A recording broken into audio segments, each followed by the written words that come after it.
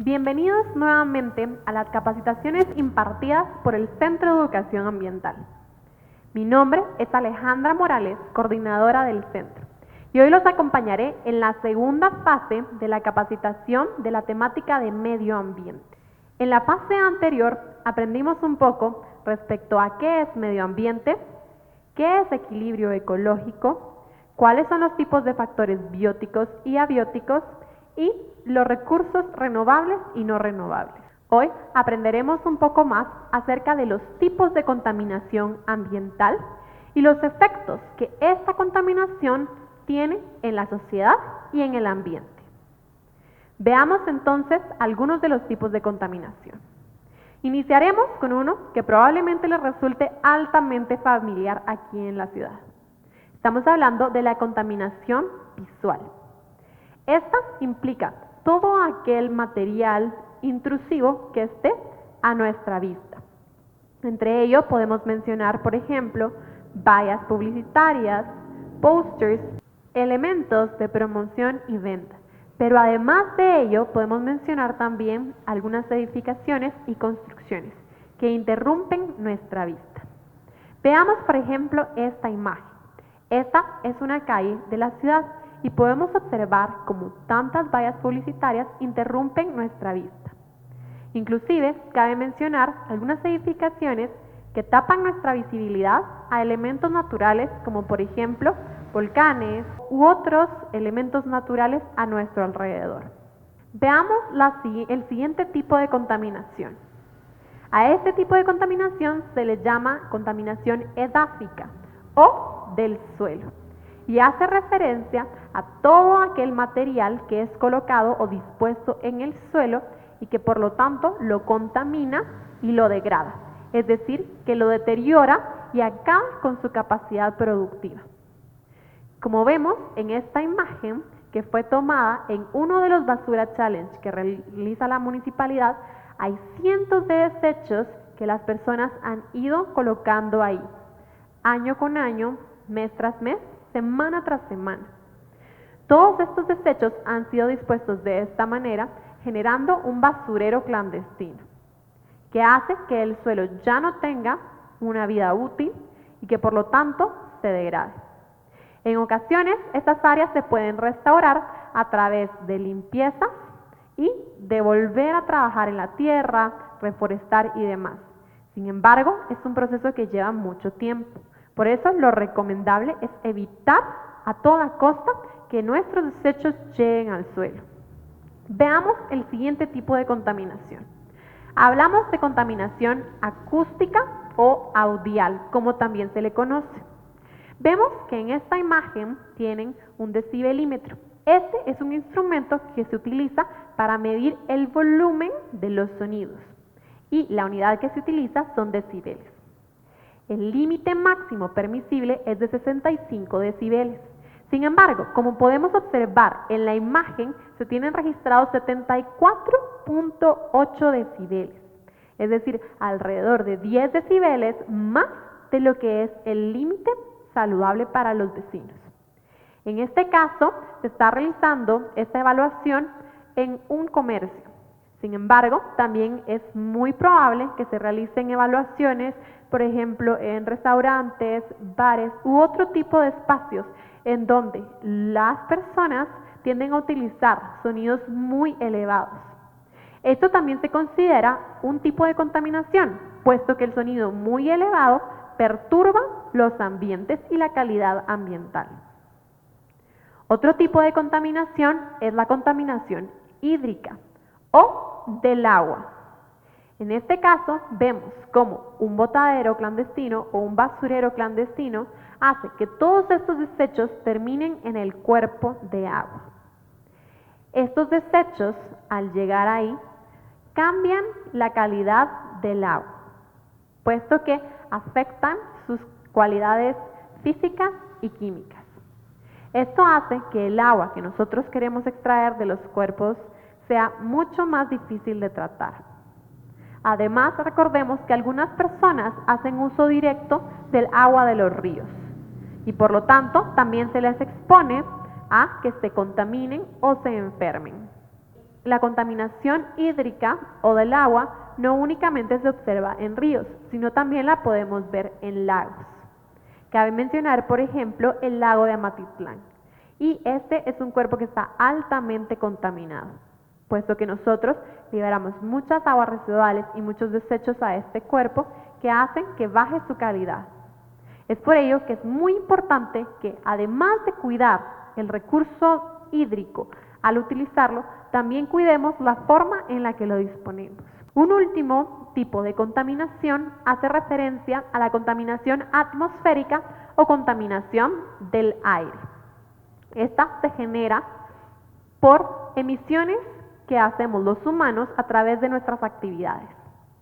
Por ejemplo, la industria, cuando no se tienen controles precisos, o el transporte, como lo mencionamos en la fase anterior, puesto que la quema de combustibles fósiles genera altas cantidades de gases a la atmósfera. En este caso, observamos una imagen que fue tomada tras la quema de varios neumáticos.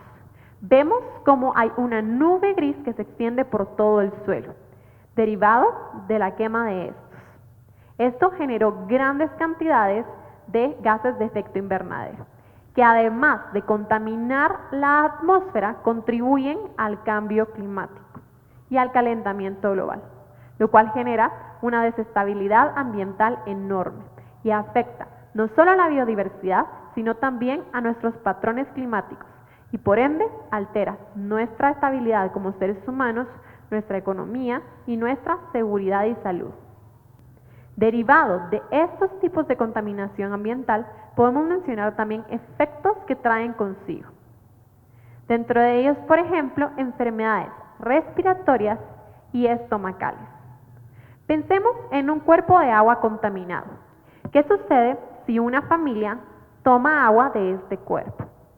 Es muy probable que se enferme o que obtenga algún tipo de padecimiento relacionado a bacterias. Otro tipo de enfermedad o afección, por ejemplo, es de las vías respiratorias. Cuando hay contaminación atmosférica y nosotros estamos como seres humanos muy expuestos a este aire, nos pueden dar afecciones que alteren nuestras vías respiratorias.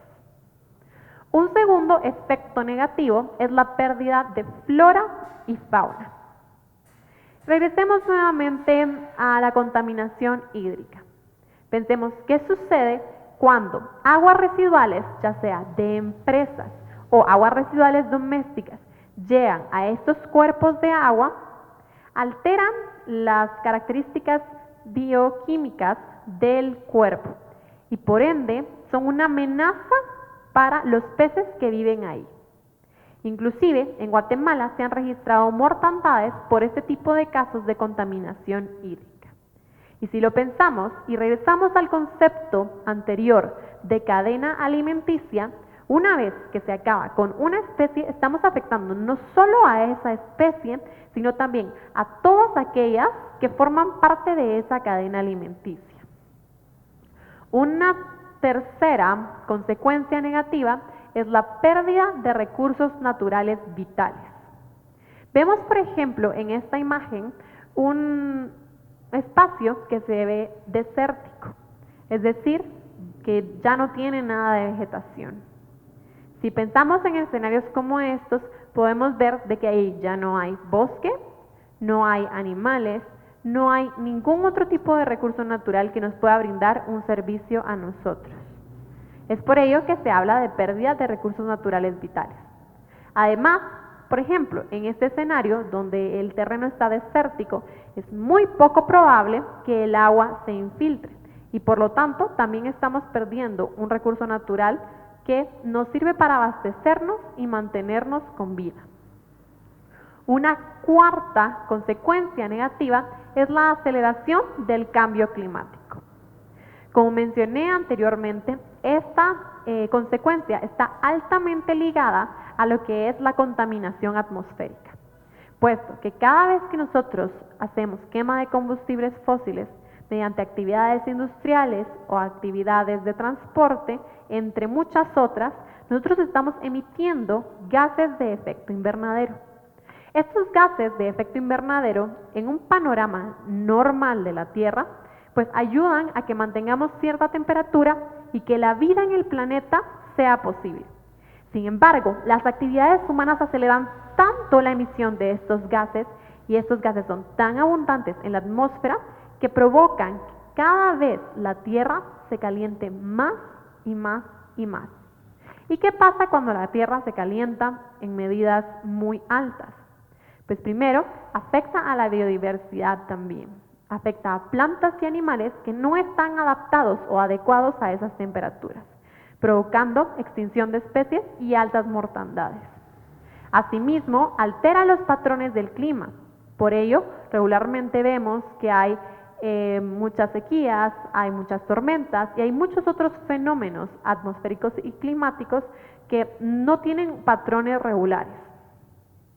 Asimismo, parte de la aceleración del cambio climático genera en la sociedad carencias en cuanto a la obtención de recursos y también afecta la economía, puesto que hay menos recursos para la generación y producción y también para el abastecimiento de nosotros como humanos. Ligado a ello está el calentamiento global que mencioné anteriormente. Cambio climático y calentamiento global van muy de la mano. Cuando hablamos de cambio climático, únicamente hacemos referencia a las fluctuaciones en la temperatura. Sin embargo, cuando hablamos de calentamiento global, nos estamos enfocando un poco más a la elevación de la misma. Es por ello que es importante reducir la cantidad de emisiones que emitimos al ambiente, puesto que con ello estamos mitigando este tipo de impactos. Y finalmente podemos mencionar las sequías, en donde, como observamos, no hay suficiente agua para mantener tanto la biodiversidad como la calidad del suelo. Estas son tan solo algunas consecuencias que nosotros podemos detectar del mal uso de los recursos naturales y de la contaminación medioambiental. Es por eso que es clave y sumamente importante que cuestionemos nuestra labor como vecinos, como ciudadanos y como seres humanos de qué estamos haciendo nosotros, ya sea para contribuir a que se dé este tipo de contaminación y a este tipo de impactos ambientales o limitar que esto se dé. Con acciones muy pequeñas, pero de la cotidianidad, nosotros podemos favorecer a que estos impactos sean menores. Los esperamos en la próxima capacitación del Centro de Educación Ambiental.